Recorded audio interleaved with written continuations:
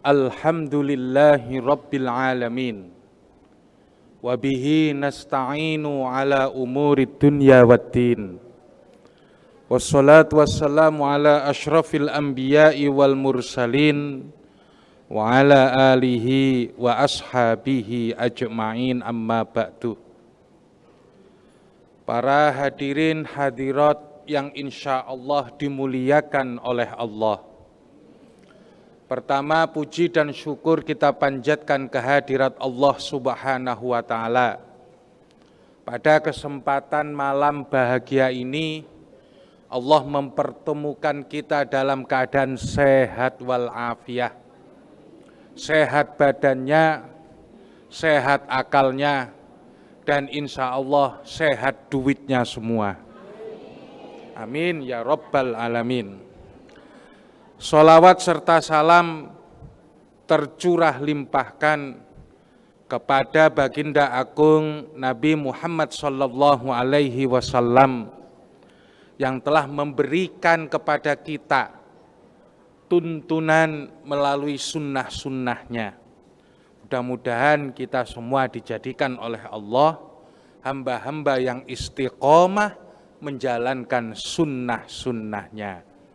Dan sholawat yang kita baca dalam setiap kesempatan dibalas oleh Allah sebanyak 10 kali rahmat dan dijadikan kita semua sebagai hamba-hamba yang mendapatkan syafaatnya. Amin ya Rabbal Alamin. Ibu-ibu, bapak-bapak yang dimuliakan oleh Allah, kajian saya pada maghrib hari ini biasa disebut dengan kajian perang. Kenapa? Karena sering mengakibatkan peperangan antar saudara. Apa itu? Hibah, wasiat, dan waris. Kenapa kadang begini? Warisan gak dibagi-bagi, katanya sudah dihibahkan. Terus ada lagi yang menuntut, katanya diwasiati, dapat bagian sebelah sana tapi gak dilaksanakan. Maka pertemuan sebentar ini saya manfaatkan untuk menjelaskan 3 hal supaya terjadi kerukunan antar anggota keluarga. Ibu-ibu, bapak-bapak yang dimuliakan oleh Allah, kajian malam ini singkat saja. Mungkin kalau ada pertanyaan, insya Allah akan saya jawab karena kaitannya dengan hukum Islam, baik secara fikih maupun undang-undang. Baik itu undang-undang pernikahan maupun kompilasi hukum Islam yang berlaku di Indonesia sampai sekarang. Dalam Islam perlu diperhatikan bahwa peralihan hak setidaknya dibagi dalam 3 model. Yang pertama adalah transaksional. Yang kedua sifatnya sistem. Nah, tadi saya ngomong 3, ternyata 2. Yang pertama transaksional, yang kedua sistem. Apa yang transaksional? Yang transaksional itu ada yang sifatnya barter, ada yang sifatnya pemberian. Apa yang sifatnya tukar-menukar? Yang pertama adalah jual beli. Anak sama bapak boleh enggak jual beli? Boleh apa tidak? Cung, ini ada tanah sebagian di sini. Bapak lagi punya hajat, kamu kan duitnya banyak daripada yang saudara di sana. Kontrakan itu yang 2 pintu belilah, Cung, 100 juta. Boleh enggak? Itu nanti miliknya waris apa bukan? Nah, harus jelas itu. Ya kan? Nanti dia aku waris karena nggak ada tulisannya. Nah, ini harus benar ini. Nah, yang kedua adalah selain jual beli ada yang disebut dengan hak syuf'ah. Ibu-ibu punya tetangga, bapak-bapak punya tetangga. Kalau ada rumah di samping ibu dijual, apakah ibu berhak mendapatkan prioritas untuk membeli pertama? Nah, itu namanya hak syuf'ah. Tetap jual beli, tapi hal tersebut mendapatkan prioritas. Kenapa? Karena kalau kedatangan tetangga baru itu kalau tidak bisa justru menjadi madorot. Mendingan dibeli tetangga lama. Lalu kemudian ada yang sifatnya pemberian. Apa saja itu? Bisa hibah, bisa wakaf, bisa wasiat, bisa sodakoh, dan sifat-sifat pemberian lainnya. Misalnya, kalau sebelum wafat, dikumpulkan nih 5 anak, Cung, ini ada laki-laki, anak perempuan, ada 3 laki-laki, 2 perempuan, dibagi sama, tanpa membedakan gender, tanpa membedakan jenis kelamin. Sah apa tidak? Sah apa tidak? Hibah loh. Sebelum masih sehat kayak gini, masih kuat kayak gini, dikumpulkan anaknya. Lalu kemudian punya harta 5 miliar, dibagi sama rata, tanpa membedakan jenis kelamin. 1 miliar, 1 miliar, 1 miliar, 1 miliar, 1 miliar, sah apa tidak? Sah. Terus apa yang diwaris? Apa yang diwaris? Sewek, keris, piring, sendok. Lah kan itu aset sisa-sisa yang belum dibagikan itu, itulah yang diwaris. Lah aset besarnya sudah dibagikan secara hibah. Maka kalau hibah sudah dibagikan, anak yang laki-laki meskipun ngomong bagiannya secara waris 2 tidak bisa menuntut kepada anak perempuan. Lah ini harus jelas, ini hibah. Ya kan? Hibah. Boleh enggak kemudian hibah itu lebih dari 1/3? Misalnya anak laki-lakinya bandel, dikasih duit habis, disuruh sekolah enggak jadi, duitnya habis, sekolahnya enggak lulus. Tapi anak perempuan ini rajin, yang dikasih bapaknya dihabiskan mulai dari S1 sampai doktor. Akhirnya bapaknya ngasih 2 miliar, ini dikasih 1 miliar. Boleh apa enggak? Boleh apa enggak? Hibah loh. Pilih kasih loh. Pilih kasih loh. Boleh apa tidak? Hibah itu boleh. Meskipun pilih kasih itu tetap sah, tapi makruh. Ini penting. Kenapa? Karena kadang si laki-laki ini nggak bisa tasarruf, nggak bisa memberdayakan duitnya untuk kemanfaatan dirinya, mendingan dikasih kepada anak perempuan. Nah, itu yang disebut dengan hibah. Lalu apa yang kemudian disebut dengan wasiat? Wasiat itu adalah hibah tapi berlakunya setelah wafat. Setelah wafatnya siapa? Setelah wafatnya orang yang memberi wasiat. Saya punya ART. Dia telah ngikut saya dari lama banget. Akhirnya saya di ujung usia kemudian mewasiatkan, nanti kalau aku mati, tanah 50 meter yang ada di sana ku kasihkan kamu.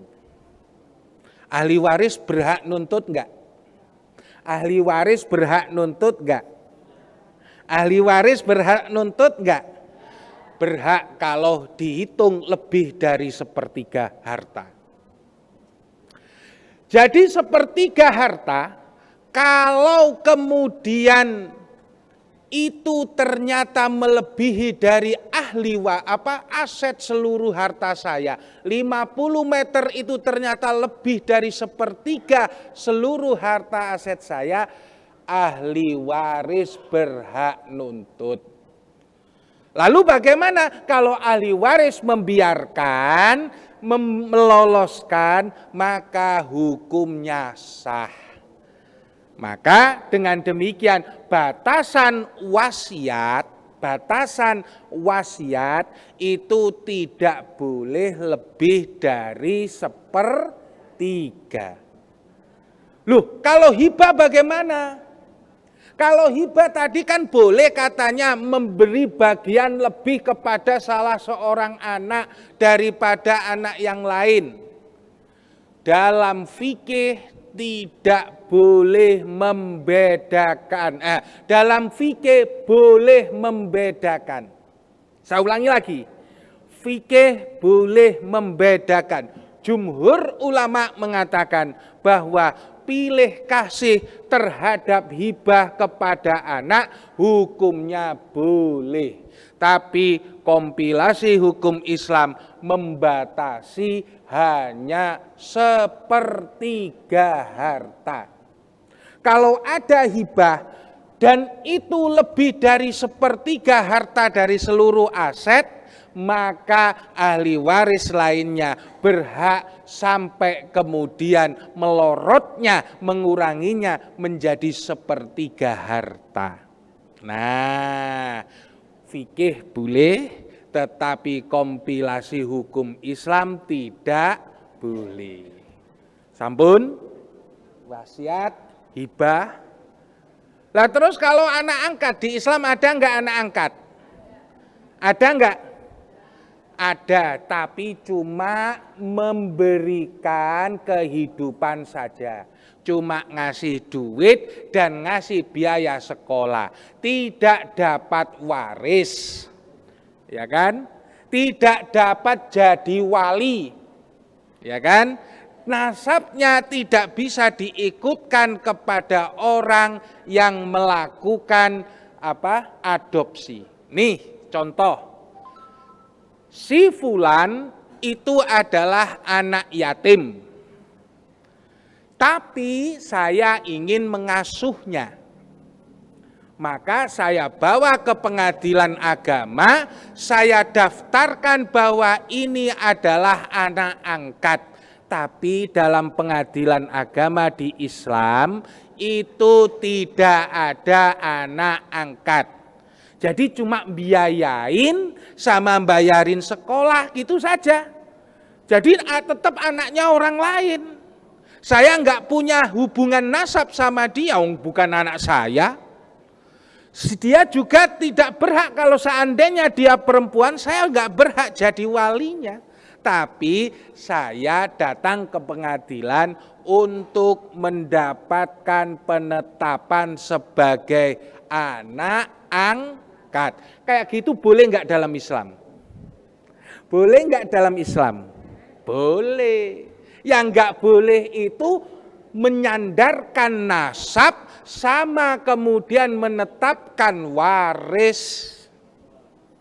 Yang enggak boleh menyandarkan nasab dan menetapkan waris. Tapi kalau cuma membiayai di bawah sana, jadi anak angkat nanti. Lah, pertanyaannya, kalau saya mati dia dapat warisan enggak? Dia dapat warisan enggak? Enggak. Maka Ini nih ijtihad fikih Indonesia. Yang pinter itu ada dulu namanya Profesor Hazairin. Ahli hukum adat katanya. Dulu kan hukum Islam itu masuk rumpun hukum adat, kan gitu loh. Nah, dia membuat yang namanya wasiat wajibah. Kenapa? Karena Undang-Undang Perdata itu menetapkan adopsi. Undang-Undang Perdata, Kitab Undang-Undang Hukum Perdata kita itu menetapkan adopsi, sementara adopsi tidak diperbolehkan dalam syariat Islam.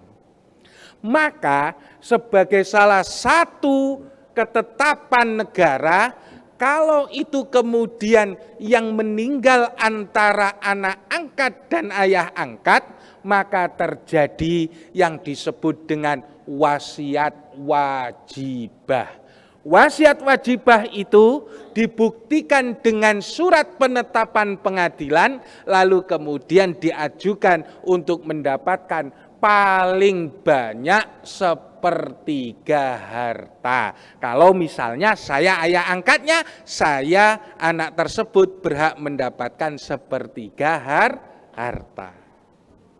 Nah, itu yang berlaku di Indonesia. Terus kemudian hibah sudah, kemudian wasiat sudah. Apakah hibah dihitung sebagai warisan? Boleh enggak? Boleh enggak? Kalau fikih enggak, tapi kalau undang-undang boleh. Undang-undang boleh. Contoh, Undang-Undang Kompilasi Hukum Islam. Pak, ini bukan apa-apa, saya minjam dulu untuk bayar doktoral 100 juta, dijuallah tanah tersebut.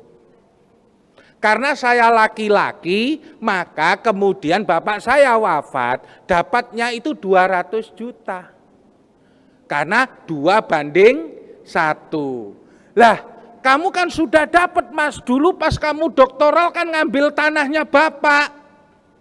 Loh, kayak gitu bisa nggak dihitung sebagai warisan? Kayak gitu itu boleh nggak dihitung sebagai warisan? Undang-undang atau kompilasi hukum Islam boleh, ya kan? Lalu kemudian tapi, ya kan, fikih itu hadiah ya hadiah, warisan ya warisan, kan gitu.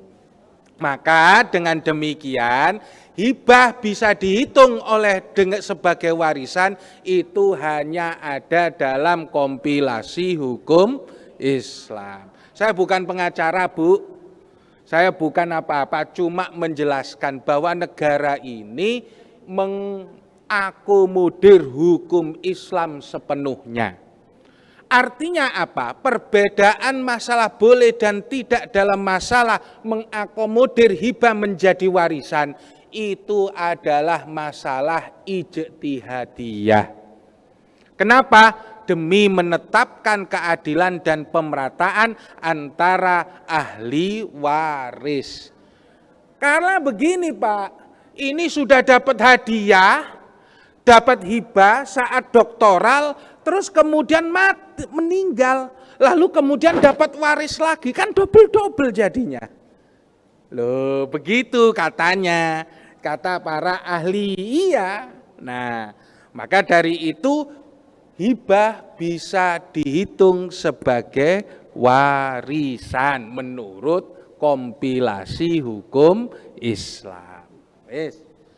Terus begini, boleh apa enggak membagi warisan sama rata? Boleh apa enggak? Membagi warisan sama rata. Saya punya saudara. Saudara saya itu 1 laki-laki, 2 perempuan. Bagiannya berapa? Saya sama adik saya laki-laki 4. Perempuan berapa? 2, 4 tambah 2 sama dengan 6. 6 kan? 6 tadi dibagi 4 berapa? 6 dibagi 4. 1,5. 1,5 mestinya saya dapat 2, adik saya laki-laki dapat 2, 2 perempuan dapat 1. Ya kan? Lalu saya memutuskan, kita kan sudah tahu bagiannya nih. Kan gitu, dapatnya saya 2, adik saya 2, adik saya perempuan 1, adik perempuan saya lagi 1 lagi, berapa? 6. Wis kasihan karena di sini ini anaknya masih sekolah, lah ini sudah pada kerja semua. Kayak gitu, udah dibagi rata saja, setuju apa enggak? Setuju apa enggak? Kayak gitu boleh apa enggak? Loh, tadi enggak boleh. Tadi enggak boleh. Kesepakatan. Jadi setelah tahu bagiannya masing-masing, ahli waris boleh membagi harta warisannya. Itu penting, ya kan? Penting. Kenapa? Karena kadang beberapa orang itu masih kekeh. Kalau masih kekeh harus dikasihkan haknya. Misalnya nih saya kekeh, enggak aku butuh duit tersebut, pokoknya aku butuh dua bagian itu kan gitu. Ya sudah dikasih saja orang tersebut, yang lainnya silakan dibagi rata gitu. Baik. Bapak-bapak, ibu-ibu yang dimuliakan oleh Allah, sedikit lagi sebelum pertanyaan. Kalau orang meninggal sebelum harta waris dibagikan, apa yang harus diselesaikan? Oh, sebelum utang apa? Pengurusan jenazah. Itu duitnya ahli waris atau duitnya yang meninggal ini? Atau duitnya masjid? Atau gazebo, gerakan sehari 1.000, atau yayasan bunga Kamboja. Nah, ini kan belum jelas kan? Padahal kalau mau dihitung itu biayanya banyak loh Bu. Nah iya, makam itu paling enggak 15 sampai 20 juta kan habis itu. Betul apa enggak? Nah, itu duitnya siapa? Duitnya mayit. Duitnya jenazah. Diambil dari mana? Ya peninggalan itu. Ya kan? Oke. Jadi mulai dari memandikan, sampai menguburkan, sampai sewa ambulan, itu duitnya mayit. Oke. Terus setelah itu apa lagi? Baru kemudian utang apa wasiat? Utang dulu. Utang harus didahulukan daripada wasiat. Setelah utang baru wasiat. Kapan dibagi warisannya? Kapan dibagi warisannya? Kan jujur aja Pak, jujur aja sekarang. Warisan jenengan semua ini sudah dibagi apa belum? Ayo jujur lah. Ayo jujur, kapan harus dibagi? Nah iya, sudah meninggal orang tua, bahkan dari kakeknya belum ada yang dibagi sampai sekarang. Kapan harus dibagi? Sebenarnya nunggu harus ada yang nuntut. Nah itu harus dibagi itu udah. Mau nggak mau harus dibagi.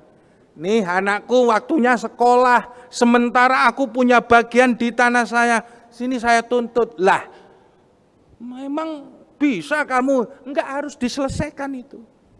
Harus diselesaikan. Maka nunggu harus ada yang nuntut, maka akan lebih aslah, lebih baik apabila warisan tersebut sudah dibagi sebelum dituntut. Dituntut oleh siapa? Ahli waris. Nah, Itu saja, monggo silakan ada pertanyaan. Itu ibu-ibu merah. Nggih.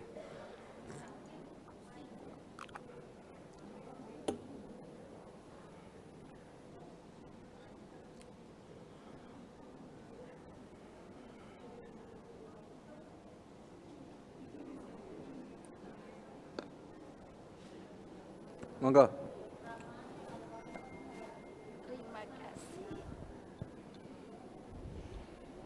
Assalamualaikum warahmatullahi wabarakatuh. Waalaikumsalam warahmatullahi wabarakatuh. Perkenalkan, nama saya Ibu Lius.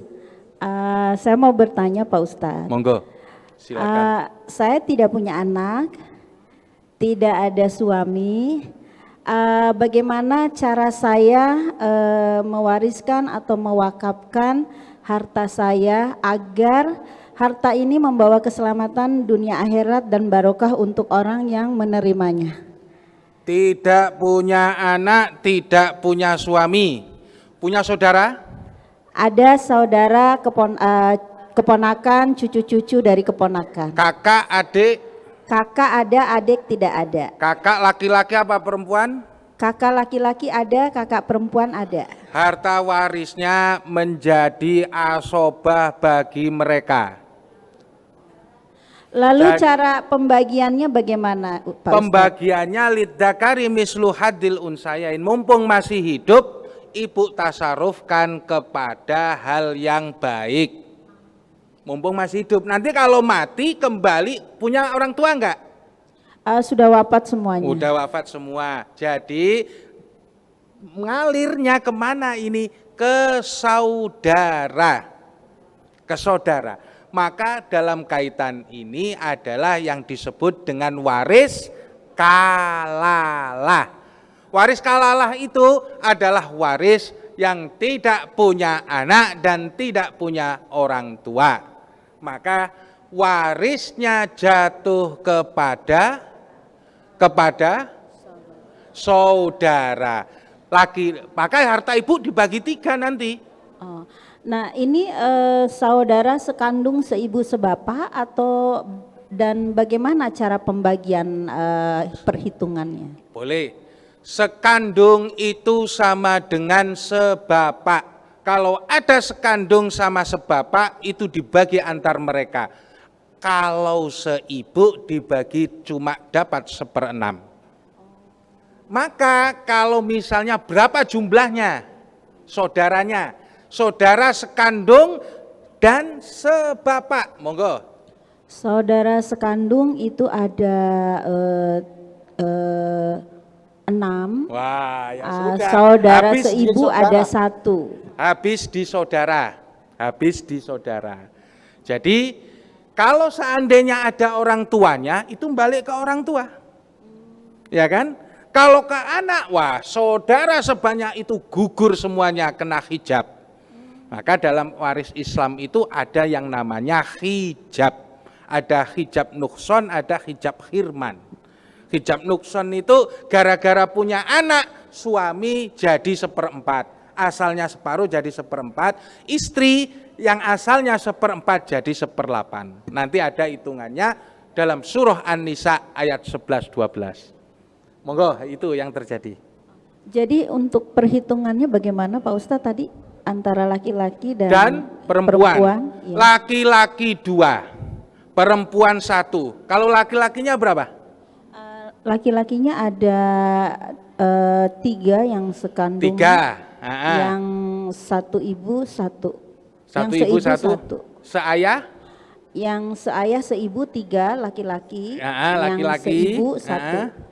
3. 3 kali 2 6. Oke. Ya kan? 6. Terus kemudian berapa? Yang kakak perempuan itu ada 3. 6 sama 6 tambah 3. Ya, 9. 9 kan?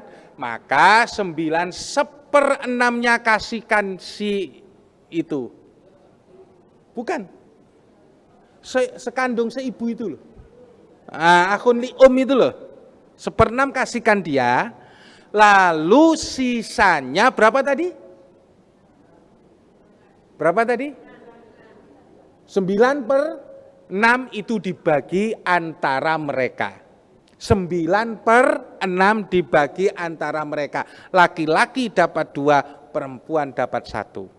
9 bagi 6 berapa? 9 bagi 6 berapa?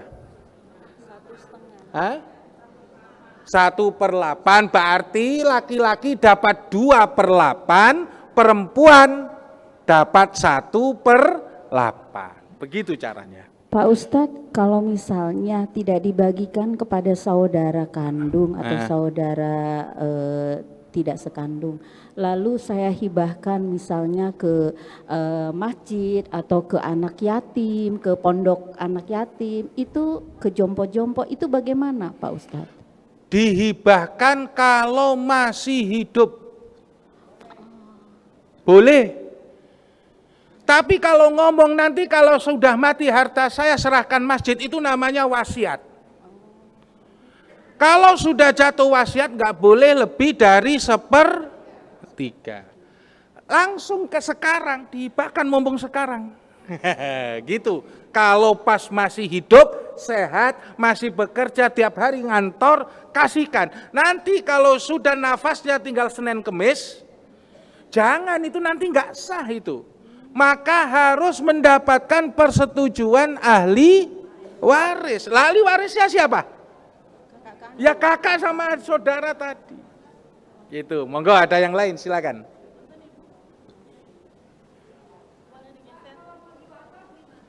Di wakaf.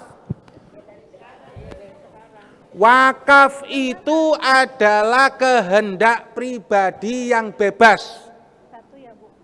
Saya ulangi lagi, wakaf itu adalah kehendak pribadi yang bebas. Saya punya tanah, saya dulu nyicil, karena tanah tersebut dibutuhkan oleh TPQ, maka saya wakafkan. Kan ada anak-anaknya nggak peduli, anak-anakku juga nggak peduli kok sama aku. Mendingan tanah ini, rumah ini, kuwakafkan kepada masjid untuk biar TPQ, untuk kemaslahatan apa. Nah, selama masih hidup hukumnya sah. Maka wakaf itu harus ada nadirnya. Ada wakif, ya kan? Ada nadir, ada jihatul wakaf. Jihatul wakaf itu objek atau sarana yang hendak dituju dari wakaf itu. Apa itu? Wakaf itu ya misalnya untuk TPQ ya TPQ. Kalau alih fungsi nanti kan gitu ya bergantung kepada nadir. Nadirnya mempersetujui apa enggak begitu. Nah, yang jelas wakaf itu orang tersebut tidak dalam keadaan tertekan. Kecuali orang tersebut dalam keadaan mati menjelang wafat, maka wakaf tersebut harus mendapatkan persetujuan dari ahli waris. Monggo, ada yang lain. Nanya Pak Ustadz, Assalamualaikum warahmatullahi wabarakatuh. Waalaikumsalam. Ini aku nanya gini Bu Pak Ustadz, aku kan beli rumah, punya suami, tapi yang beli aku, atas aku yang beli duit aku ya. Jadi aku punya suami kan 2, yang 1 cerai. Yang pembelian dari sekarang nih, yang rumah, yang suami sekarang. Tapi aku punya anak sama yang suami dulu, yang suami sekarang. Jadi pembagiannya nanti gimana tuh Pak Ustadz? Dari yang suami pertama punya rumah apa tidak? Enggak. Suami yang kedua punya apa enggak? Suami yang kedua ini saya beli sendiri. Dibeliin rumah, beli sendiri? Iya, duit sendiri. Setelah nikah apa sesudah nikah? Udah nikah sama dia. Udah punya anak. Minta tanda tangan suami enggak? Saya beli itu nggak ada tanda tangan dia sih. Ya, itu harta ibu pribadi. Yang ditanyakan kan gono gininya kan? Iya, pembagiannya anak saya kan masih ada. Iya. Pembagiannya Ya. yang anak tiri kan dia namanya, jadi yang dulu kan anak tiri namanya sama dia kan. Anak tiri dapat apa enggak? Iya, anak tiri dari ayah. Punya anak tiri? Aku nggak punya anak tiri. Enggak. Terus? Dari bapaknya tuh kan anak saya yang dulu jadi anak tiri semua dia. Anak yang dulu anak tiri. Anak Jadi suami yang pertama. dengan suami yang pertama itu anak ibu apa bukan? Anak saya. Nah iya, kalau anak ibu berarti itu ya dapat warisan. Indah, maksud saya pembagiannya sama gitu. Sama, enggak sama. beda. Dengan jadi anak yang lahir dari ibu, dari suami pertama, dan lahir dari ibu dari suami yang kedua. Iya. Sama enggak? Sama. Lah ya anaknya ibu apa bukan? Lah ya sudah, itu anaknya ibu. Iya kesangka apa beda juga itu Enggak ada, itu anaknya ibu. Ya, Assalamualaikum warahmatullahi wabarakatuh. Laki-laki ada enggak? Ye, monggo. Assalamualaikum warahmatullahi wabarakatuh, Pak Ustadz. Waalaikumsalam warahmatullahi. Pak Ustadz, saya pengen bertanya. Mertua saya meninggalkan sebuah rumah. Mertua nih, mertua. Iya. Berarti Bibu bukan anaknya mertua kan? Bukan, saya menantu, Pak Ustadz. Lah iya, iya. Pada masa hidupnya mertua saya, ipar saya perempuan sudah berkeluarga dari mulai nikah sampai mertua saya meninggal, tinggal di dalam rumah itu, Pak Ustadz. Semasa hidup mertua, ipar saya ini membangun rumah itu, membangun rumah, tapi tidak memberitahu biayanya kepada saudara Nah, yang ini lain. ini ruwet ini akhirnya.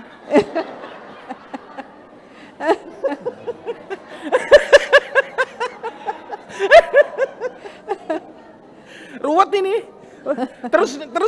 Nah, uang yang dikeluarkan tidak diberitahu kepada saudaranya yang lain, Pak Ustadz. Ingin menguasai kan? Sekarang yang dipertanyakan, Pak Ustadz, mertua saya sudah meninggal. Nah, maksudnya pembagiannya itu apakah harus dikeluarkan dulu uang yang dikeluarkan untuk membangun rumah itu, atau bagaimana, Pak Ustadz? Karena ipar saya itu dari mulai menikah sampai sekarang masih tinggal dalam rumah itu, Pak Ustadz. Iya. Ingin menguasai. Nah itu tidak ada perjanjian, maksudnya tidak ada, menurutnya mertua yang menyuruh, jadi tidak ada buktinya gitu loh, Pak Ustadz. Betul. Itu aja, Pak Ustadz, makasih Pak Ustadz. Masalahnya Assalamualaikum. sama dengan keluarga saya itu. Masalahnya sama. Ya dia bangun-bangun aja kayak miliknya sendiri.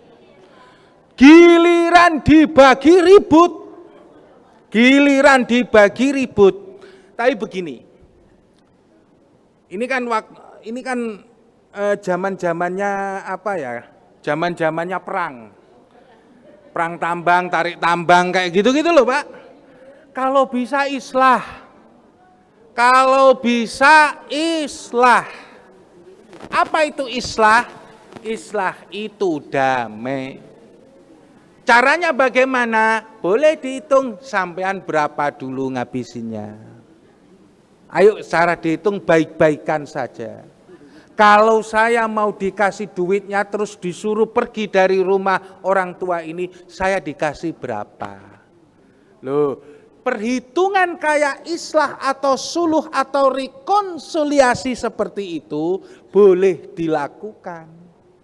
Sama halnya yang dibagi rata tadi, itu adalah islah atau rekonsiliasi demi menjaga kerukunan antar saudara. Tapi kan ya susah Ustadz islah kayak gitu, ya emang. Sampai sekarang warisan saya juga ribut kayaknya. Padahal saya S3 ahli waris, disertasi saya wariskan gitu.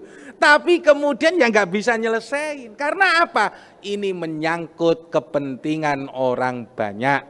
Ini menyangkut egoisme orang banyak. Hukum bisa dikhilah. Tahu dikhilah? Direka daya. Lah, mau nggak kemudian kita ini rukun? Siapa tahu nanti jadi kesumat sampai 7 turunan gara-gara warisan. Monggo ada yang lain. Laki-laki? Pak Ustadz, sebentar Pak Ustadz. Oke. Maksudnya gini Pak Ustadz, di dalam hukumnya itu apa dikeluarkan dulu, misalnya dia nggak islah. Diomongin. Iya, diomongin, Ustadz. dirembuk. Tapi di antara orang bersaudara ini nggak ada yang mau kalah Pak Ustadz. Itu. Nah. Jadi, diomongin. Ya kalau nggak ada omongan ya nggak akan selesai. Nggak akan selesai, Bu. Nanti turun ke anak cucu, turun sampai nggak akan selesai juga. Histori di BPN juga akan kemudian nggak akan selesai juga. Gitu loh. Monggo. Makasih Pak Ustadz. Assalamualaikum warahmatullahi wabarakatuh. Waalaikumsalam. Ada yang lain silakan. Yang jamaah laki-laki ada? Monggo, monggo, monggo. Ini dulu.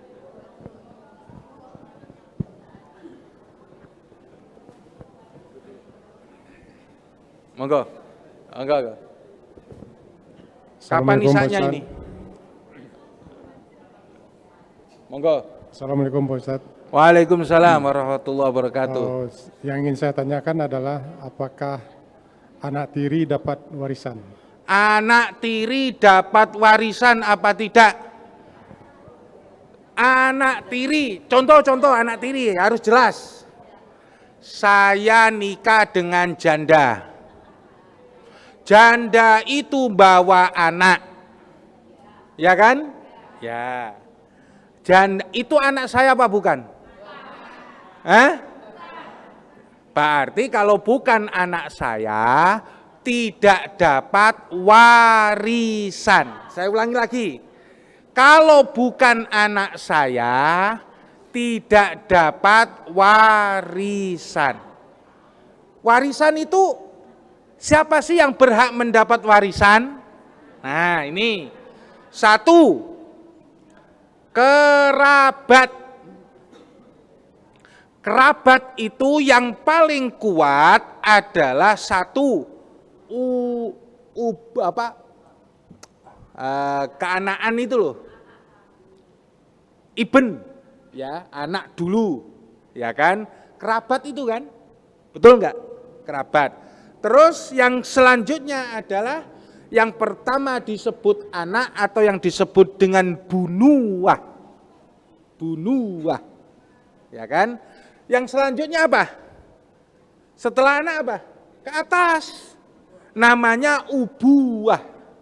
Kebapaan. Hubungan kebapaan. Ya kan? Yang ketiga baru zaujiyah. Zaujiyah itu keistrian, kesuamian itu loh. Jadi saya sama istri, saya meninggal duluan. Terus saya punya anak, istri saya dapat berapa? 1/8, gitu loh. Istri saya meninggal duluan, saya masih hidup, saya dapat berapa? 1/4, gitu loh. Ya, lah itu hubungan suami istri itu kemudian menetapkan kewarisan. Hubungan dari bapak ke anak atau sebaliknya anak ke bapak itu menetapkan kewarisan. Terus ada lagi yang terluar itu ukhuwah saudara. Tapi saudara ini paling rentan kalau sama anak. Saya punya anak, tapi saya punya adik. Ya kan? Kuatan mana anak sama adik? Lah itu pinter udah. Loh itu harus digitukan, ya kan? Adzan dulu. Adzan diteruskan nanti. Enggak.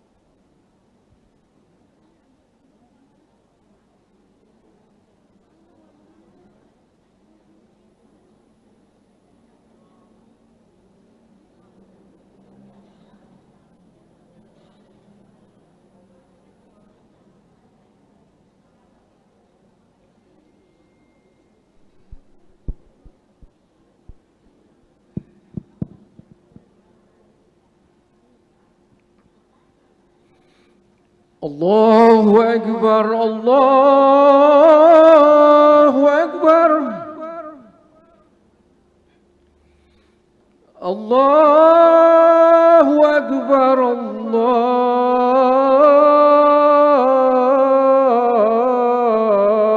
الله أكبر أشهد أن لا إله إلا الله أشهد أن لا إله إلا الله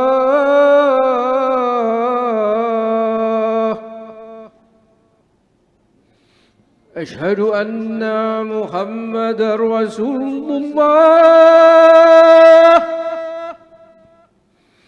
أشهد أن محمدا رسول الله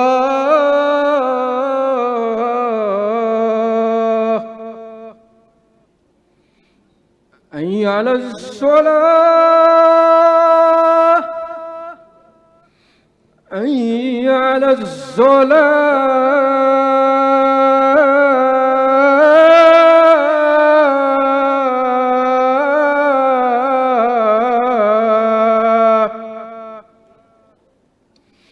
حي على الفلاح حي على الفلاح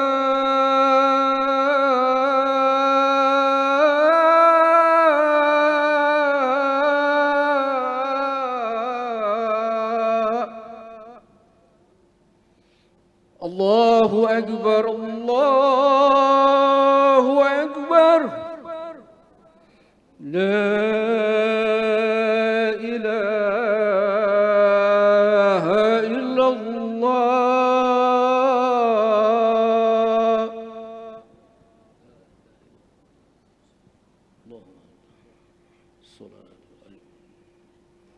Baik. Allahumma rabbati tawata wassalatu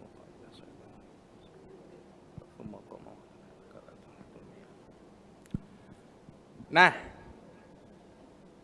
terus kalau anak tiri ini apakah dapat warisan? Tidak dapat warisan karena dia adalah bukan anak dari saya.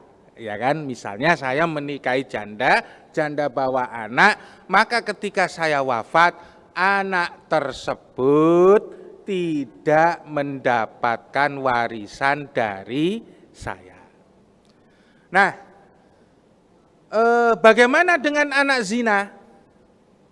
Anak zina? Enggak dapat. Dapatnya cuma dari ibunya.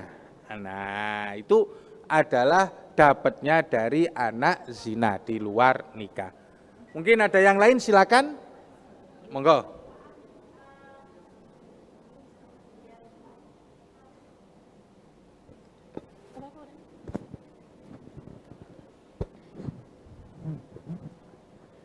Assalamualaikum Pak Ustadz. Melanjutkan pertanyaan yang tadi, jika harta itu kita jual, apakah harus dikeluarkan juga zakat hartanya sebelum dibagikan? Harta atau itu, sebelum disedekahkan atau diwakafkan? Harta itu dijual. Sebelum apakah harus ada zakatnya? Zakat itu, kalau yang benar-benar zakat, itu harus memenuhi syarat. Syarat, satu kaya. Nah, cuma kaya itu aja yang jadi syarat, Bu. Miskin nggak boleh zakat. Miskin nggak boleh zakat. Lah untuk ukuran kaya itu apa? Syariat sudah menetapkan yang mekanismenya mungkin Anda akan kagum. 1 nisab, 2 haul. Nisab itu untuk menentukan banyaknya harta yang Anda miliki. Yang kedua haul. Untuk menentukan pantaskah Anda disebut kaya. Nisab emas berapa sekarang? Emas per gram 2.500.000. Per gram ya. Nisabnya emas taruhlah 85. 2 kali 85, 170 juta. Siapa yang sekarang punya deposito 170 juta? Yang sudah ngendap setahun yang lalu, udah masuk cicilan, udah selesai cicilan, bayar sekolah, belanja dapur, belanja harian, transport, ternyata duitnya masih 170 juta. Siapa? Ngacung aja. Yang ngacung saya tarik zakatnya sini. Loh, nggak mau ngaku kayak gitu itu. Nah, kalau janda ditinggal mati suaminya, rumahnya harga 4 miliar. Tapi dia nggak bisa punya untuk belanja besok. Dia kaya apa miskin? Dia kaya apa miskin? Maka ketahanan seseorang untuk berzakat ditentukan oleh status dia itu kaya. Lah kaya itu tahan sama punya duit. Itu aja. Tahan itu ditentukan melalui nisab, ya kan? Terus kemudian punya duit itu duitnya memang kepegang ada. Itu belum yang kemudian yang punya kambing, yang punya sapi, yang punya pintu kontrakan. Lah kalau kontrakannya per bulan saja sudah 200 pintu. Lah tiap bulan, tiap bulan itu kalau misalnya 1 jutaan gitu saja sudah 120 juta. Itu kena senisab. Siapa yang punya 200 pintu? Ngaku. Ayo ngaku. Pura-pura nggak ngaku. Lah iya. Zakat itu kaya. Miskin nggak boleh zakat. Kere kok zakat. Nah, jadi Bu, mohon maaf. Jadi zakat itu kaya. Kaya itu ditentukan oleh nisab dan haul. Nisabnya ada duit segitu mencapai nisab zakat.